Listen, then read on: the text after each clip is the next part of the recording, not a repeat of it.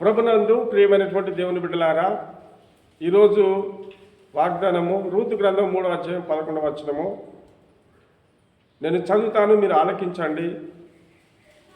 ఈ వాక్యము మొదటి నుండి చివరి వరకు మీరు ఆలకించాలని నేను మీకు తెలియపరుస్తున్నాను. ఈ వాక్యం వింటున్నటువంటి మీరు అందరూ కూడా సబ్స్క్రైబ్ చేయండి, లైక్ చేయండి. దేవుని మాటలను మీరు ఆలకించి దేవుని మాటలు శ్రద్ధగా విన్నప్పుడు దేవుడు మీకు తోడుంటాడని నేను మీకు తెలియపరుస్తున్నాను. కాబట్టి నా కుమారి, భయపడకుము, నీవు చెప్పినదంతయో నీకు చేసేదను, నువ్వు యోగ్యురాలు అని నా జనులందరూ ఎరుగుదురు. ఇక్కడ బోయాజు రూతును గురించి మాట్లాడుతున్నటువంటి మాటలను మనం ఆలకించుదాం. మోయాబు దేశం నుంచి వచ్చిన తర్వాత మరి రూతు జీవితంలో జరిగిన సంఘటనలను మనం జ్ఞాపకం చేసుకుందాం. కనుక నయోమి, రూతు మోయాబు దేశం నుంచి తిరిగి వచ్చారు. తిరిగి వచ్చిన తర్వాత నయోమి కూడా రూతుకు చాలా వివరంగా క్లుప్తంగా వివరించి తెలియపరిచింది. నా కుమారి, మాకొక బంధువుడు ఉన్నాడు, ఆయన మనకు అన్ని ఏర్పాట్లు చేసి పెడతాడు, మన జీవితంలో కావలసినవన్నీ ఆయననే చూడగలుగుతాడు అని చెప్పి రూతుకు తెలియపరిచినటువంటి మాటలను మనం ఈరోజు ఆలకిస్తున్నాం. దేవుని బిడ్డలారా, నయోమి ఆమె జీవితంలో చాలా నష్టపోయింది. నయోమి చాలా దుఃఖకాంతురాలు అయిపోయింది. ఆమె జీవితంలో ఆధారం లేని పరిస్థితి ఏర్పడ్డ తర్వాత, ఆమె బెత్లెహేముకు వచ్చిన తర్వాత ఆమె జీవితంలో మరి రూతుతో చెప్తున్నది, మరి రూతుతో చక్కగా మాట్లాడుతున్న, నా కుమారి, నా బంధువుల్లో ఒకడున్నాడు, ఆయన దగ్గరికి వెళితే మనకు పరిష్కారము దొరుకుతుంది, ఏదైనా మనకు న్యాయము చేయగలుగుతాడు, ఏదైనా మన జీవితంలో మేలు జరుగుతుందని చెప్పి మాట్లాడింది. కాబట్టి నా కుమారి, భయపడకము, నీవు చెప్పినదంతయో నీకు చేసేదను. నిజమే, ఒకరోజు మరి రూతు బోయాజు యొక్క ఆవాల కోత కాలంలో వెళ్ళి పరిగెరుకుంటున్న సందర్భంలో అక్కడ బోయాజు ఆమెను చూసినట్టుగా, బోయాజు మరి ఈమె ఎవరు అని అడిగినప్పుడు మోయాబు దేశం నుంచి వచ్చినటువంటి నయోము కోడలు రూతు అని చెప్పారు. అప్పుడు ఆమెను పరామర్శించినట్టుగా చూస్తున్నాము. ఆమెను ఎవరు కూడా ఇబ్బంది పెట్టద్దు, ఎవరు కూడా ఆమెను ఏమి కూడా అనకూడదు. కనుక ఆమె మన చేనులో మరి పనుల మధ్యలో ఆమె పరిగె ఏరుకుంటాని కొరకు ఆమెకు సహాయపడమని చెప్పాడు. దేవుని బిడ్డలారా, బోయాజు చక్కగా రూతుతో వివరించినట్టుగా మాట్లాడుతున్నట్టుగా చూస్తున్నాం. నా కుమారి, భయపడకము, నీవు చెప్పినదంతా నీకు చేసేదను, నువ్వేమైతే నాకు చెప్తున్నావో అవన్నీ నేను క్లుప్తంగా వివరిస్తాను, అవన్నీ నాకు తెలుసు, నీవు యోగ్యురాలువని నా జనులందరూ ఎరుగుదురు, నీవు యోగ్యురాలువని నా జనులందరూ ఎరుగుదరు, నువ్వు మంచిదానివి, కాబట్టి మంచి ప్రవర్తన కలిగినటువంటి స్త్రీవి, భయభక్తులు కలిగినటువంటి స్త్రీవి, కనుక నీ జనమే నా జనము, నీ దేవుడే నా దేవుడు, నువ్వు మృతి పొందు చోట నేను మృతి పొందుతానని మరి చక్కగా నయోమితో మాట్లాడినటువంటి మాటలన్నీ కూడా బోయాజు విన్నాడు. అవన్నీ కూడా క్లుప్తంగా తెలుసుకున్నాడు. అందుకని బట్టి నా కుమారి, భయపడకమని చెప్తున్నాడు. నా కుమారి, జడియకు, ఇక్కడ నువ్వు చెప్పినట్టుగా నీకు అన్ని కూడా నేను ఏర్పాటు చేసి పెడతానని చెప్పాడు. నువ్వు యోగ్యురాలకు, జనులందరూ ఎరుగుతున్నారు. కాబట్టి మంచి మాటల చేత, మృదువైన మాటల చేత చక్కగా ఆమెను పరామర్శిస్తున్నట్టుగా మనం చూస్తున్నాం. నేను నిన్ను విడిపింపగలవాడను, మాట వాస్తవమే, నేను నిన్ను విడిపింపగలను అను మాట వాస్తవమే. అయితే నీకు నాకంటే సమీపమైన బంధువుడు ఒకడున్నాడు. ఇక్కడ బోయాజు కూడా రూతుతో చక్కగా మాట్లాడుతున్నాడు. నేను నిన్ను విడిపింపగలవాడను అను మాట వాస్తవమే. అయితే నీకు నాకంటే సమీపమైన బంధువు ఒకడున్నాడు. ఇక్కడ నీ గురించి నేను ఆలోచిస్తున్నాను, నీ కొరకు నేను విచారిస్తాను, కనుక నీ జీవితంలో ఏదైనా మంచి జరగాలని చూస్తాను అని చెప్పి బోయాజు మాట్లాడుతుంటున్నాడు. నాకంటే నీకు ఇంకా దగ్గర బంధువుడు ఒకడున్నాడు, నాకంటే దగ్గర సంబంధుడు ఒకడున్నాడు, అతన్ని నేను తెలుసుకుంటాను, అతన్ని క్లుప్తంగా అడిగి నేను అన్ని వివరాలను తెలుసుకొని నేను మాట ఇస్తానని చెప్తున్నాడు. నేను నిన్ను విడిపింపగలవాడను అను మాట వాస్తవమే. అయితే నీకు నాకంటే సమీపమైన బంధువుడు ఒకడున్నాడు. ఈ రాత్రి ఉండు, ఉదయమున అతడు నీకు ఆ బంధువుని ధర్మము జరిపించినలా సరే అతడు విడిపింపవచ్చును. నీకు ఆ బంధువుని ధర్మము జరుపుటకు అతనికి ఇష్టము లేకపోయినా ఎడల యెహోవా జీవంతోడు నేనే నీకు బంధువు ధర్మము జరిపెదనని ఉదయము వరకు పండుకొనుమని చెప్పెను. దేవుని బిడ్డలారా, నా రూతు జీవితంలో మరి బోయాజు మాట్లాడుతున్నటువంటి మాటలు, నీకు ఒక బంధువు ఉన్నాడు, సమీప బంధువుడు, దగ్గరి బంధువుడు. ఒకవేళ నీకు భర్త లేడు, నయోమి నువ్వు మీరిద్దరు బెత్లెహేము వచ్చారు కనుక మీకు సమీప బంధువుడు ఉన్నాడు కాబట్టి నేను అతన్ని అడిగి తెలుసుకుంటున్నాను. కనుక నేను అడిగిన మాటలకు అతడు సమ్మతించిన ఎడల, నేను అడిగిన మాటలకు అతడు విన్న ఎడల, మరి ఎందుకనంటే దేవుని బిడ్డలారా, ఈమె విషయంలో బోయాజు ఎంతో శ్రద్ధ తీసుకున్నట్టుగా, ఆమె విషయంలో ఎంతో శ్రద్ధతో మాట్లాడుతున్నట్టుగా మనం చూస్తున్నాం.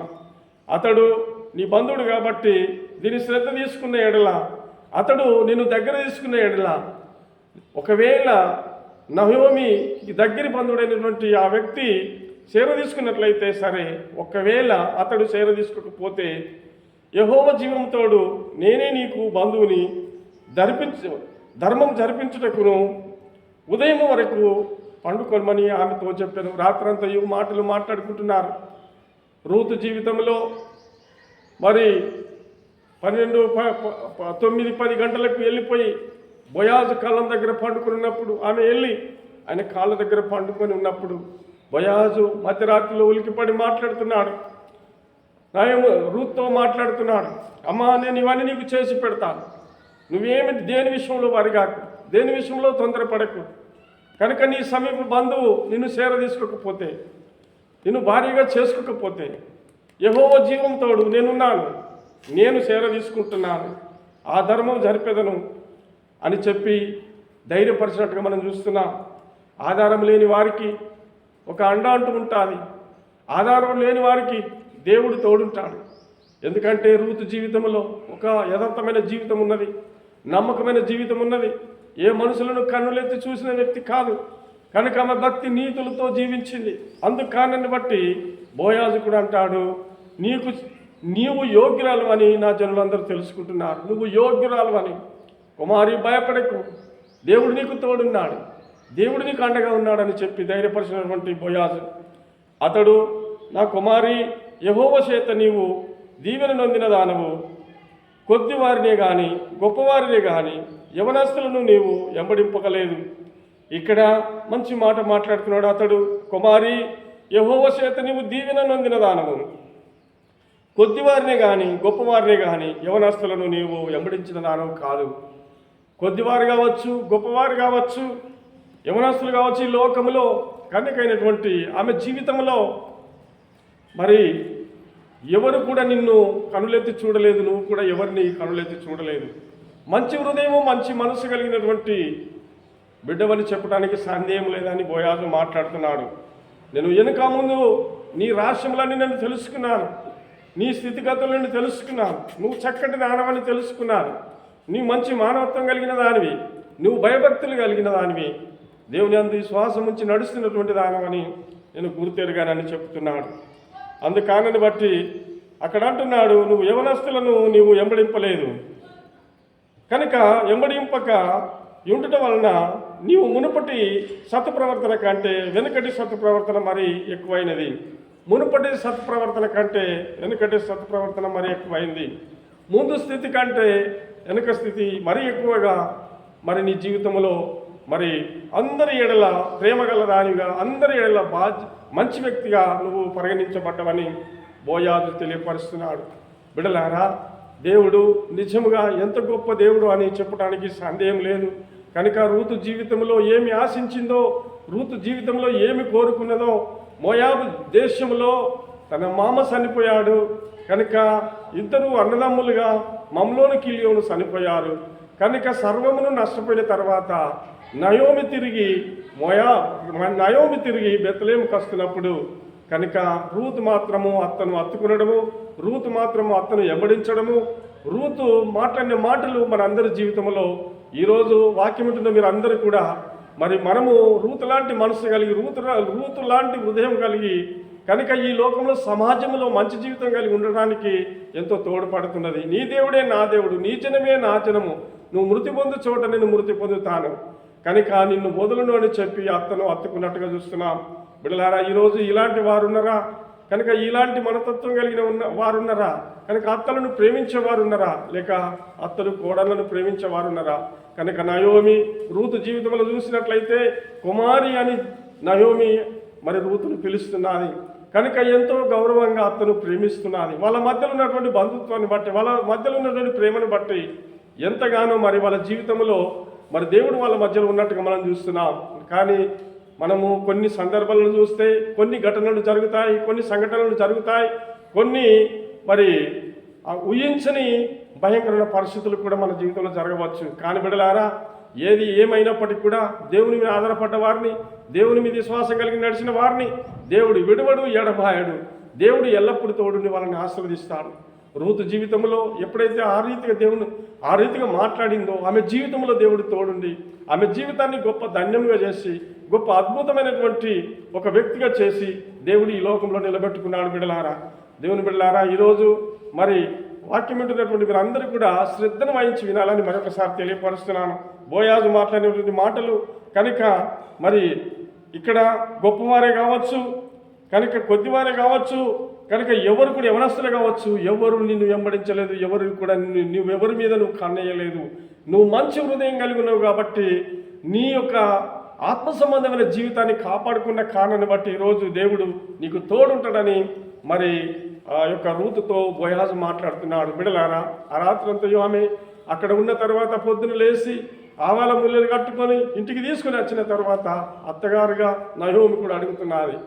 మాట్లాడిన మాటలన్నీ కూడా క్లుప్తంగా నయోమికి రూతు తెలియపరిచింది. బిడలారా, ఏ రాశాలు దాచి ఉంచుకోలేదు, ఏ మర్మాలు దాచి ఉంచుకోలేదు, అన్నీ కూడా ఒకరి ఎడల ఒకరు మరి ఆవభావాలు తెలుపుకున్నట్టుగా మనం చూస్తున్నాం. ఈరోజు దేవుని బిడ్డలారా, హృదయం సాపు ఉండాలి, హృదయం యథార్థంగా ఉండాలి, మంచి మనసు కలిగి జీవించాలి. బ్రతికినంత కాలము నమ్మకమైన జీవితమే మన జీవితంలో అవసరమైంది. ఈరోజు రూతు జీవితంలో, నయోమి జీవితంలో, బోయాజ్ జీవితంలో కలిగినటువంటి విషయాలు మనం అర్థం చేసుకున్నాం. ఇంకా నువ్వు దేవుని బిడ్డలారా, వాక్యం ఉంటుందో మీరు అందరూ కూడా సబ్స్క్రైబ్ చేయాలి, లైక్ చేయాలి, ఇంకా దేవుని మయపరచాలని, దేవుని లోతుగా ధ్యానించాలని కోరుతున్నాను. దేవుడి వాక్యమును దీవించును గాక. ఆమేన్.